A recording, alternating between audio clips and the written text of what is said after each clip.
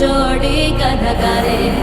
తాత ముత్తాతమ్మల భూతాల కథ కరే